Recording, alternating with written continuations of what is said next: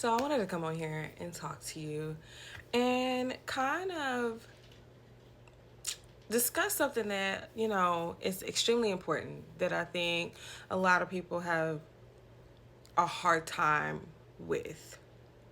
And that is forgiveness. So I don't know if you had a rough childhood, you had a rough past relationship, rough friendships that you completely let go on, or you were seeking for an apology from that person or people, you know.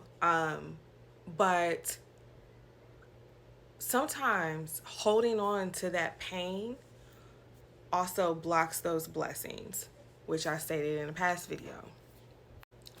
Or another instance, you have a family member or a friend or ex, and they never apologize for anything or never will apologize. They don't know how to apologize. It comes to a point where you have to understand that you need to be okay with not accepting that apology. But there are different ways to forgive that person without even having to deal with that person anymore. So, for an example, I was married to my son's father, and it was horrible to the point where I started slowly going into a very dark headspace. You know, I started having symptoms of depression, and I realized, girl, this ain't healthy. This ain't healthy for your child. No, get out. It's time to leave. But at the same time, I was so angry and so hurt because I wanted that person to apologize for a lot of the things that they did. But I knew that me asking for this apology, it was going to bring on so much other stress, so much other drama, that I was like, no, I gotta find another way to heal.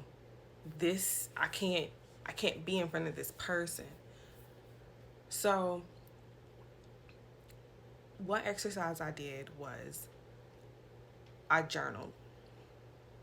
I poured out all my emotions, all my frustrations into that journal. But here's the thing. Sometimes, and I don't know, this is just me. If y'all have journals, I'm sure. But you know how when you go and clean up and you get moving and you find that old journal and you go back and you read, why? Why do I gonna know? So another thing you can do is write a letter. Write a letter to that person. Don't physically give it to them. Don't mail it. But write a letter and pour out all that anger and frustration, pain, even if you gotta cry, get it out. Then once you're done with that letter, take it. If you got a fireplace or fire pit, 'cause I know in some areas it's probably cold, throw it in there. Release that pain. Release it. Rip it up. Drown it. Put it in some water. But let go. Put that out there into the world and let God handle that at that point. You cannot hold on to that anger, that pain anymore. I did that and I feel so much better. I'm going to say that for sure. So basically, what I'm trying to say is understand that if you never receive that apology, find it within yourself to work on how to just release that pain and forgive them from afar. You can also do inner work. And if, you kind of figure out what kind of inner work they have, all kind of journal prompts on Pinterest that you can look at. Another thing is, I do meditation, which has changed my life.